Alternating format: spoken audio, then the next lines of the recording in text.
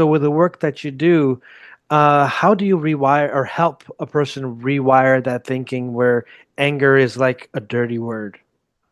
Yeah, well, and sometimes people equate anger with aggression, Mm. and anger and aggression are two very different things. Anger is the guardian of our boundaries, but aggression is the guardian of our survival, right? There's a time and a place for aggression. Like we have the ability to be aggressive, which can help us if our life is threatened, or if we need to do something, just for survival for ourselves, or for a kid, you're going to go and grab them and yank them before they run into traffic, which can be, which could look violent, but it's like, yeah, well, didn't want them to die. This was the better way to go. And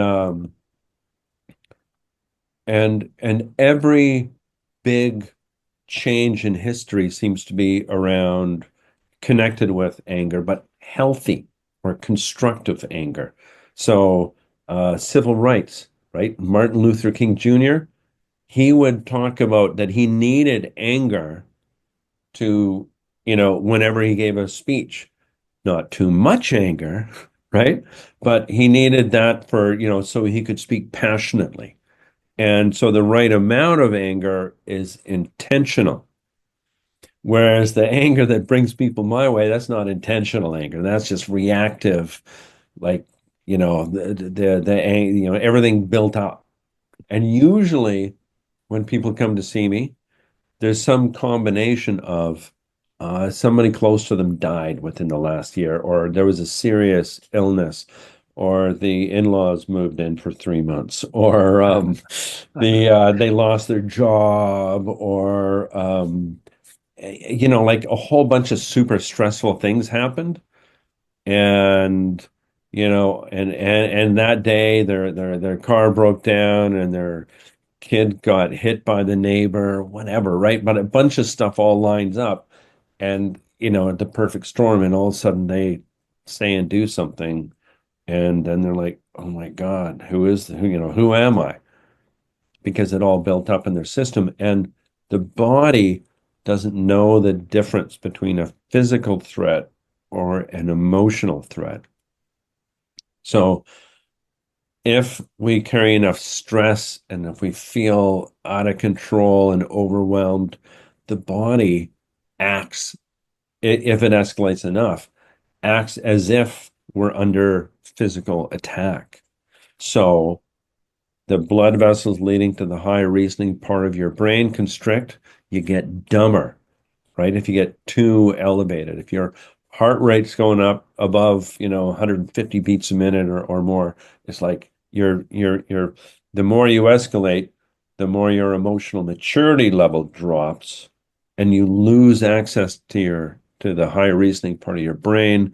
We're left with a very ancient part, sometimes called the reptilian brain. And reptiles, like, crocodiles or whatever, it's fight or flight. Like, that is all they know. They may be chilling, resting, but they open their eyes, they're like, am I, going to eat this thing or be eaten by it? And, depending how big the croc is, right? Yeah. And so we're left with this all or nothing, and we're disconnected from the higher reasoning part of the brain. So we're not thinking it through, and we're disconnected from our heart. We're not like, oh yeah, I love this person, right?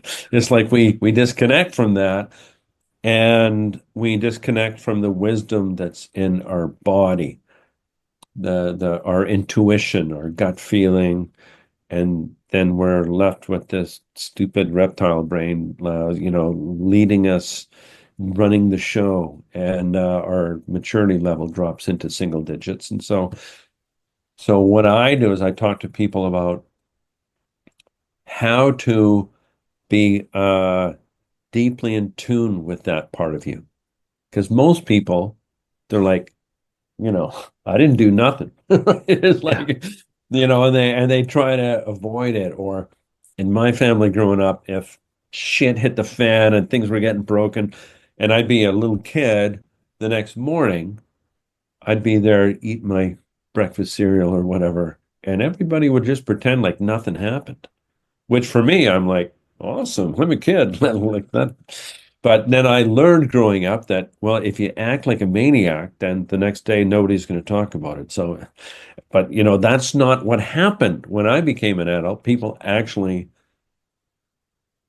did things like held me to account when I did really stupid shit. Mhm. And I'm like, what are you doing? Yeah. You're not supposed to hold me accountable. But eventually I'm like, oh, so that's actually real world stuff. But it took me quite a while to accept that because whatever happens around us when we're growing up, that's sort of what we recreate just without thinking. And it just sort of happens again. And so that's why you can see the same sort of dynamics happen in families through generations, right? And until somebody says, wait a minute, this isn't working. I'm not supposed to treat people like that. I don't want to treat people like that or let people treat me like that. So then we decide, okay, I gotta figure this stuff out.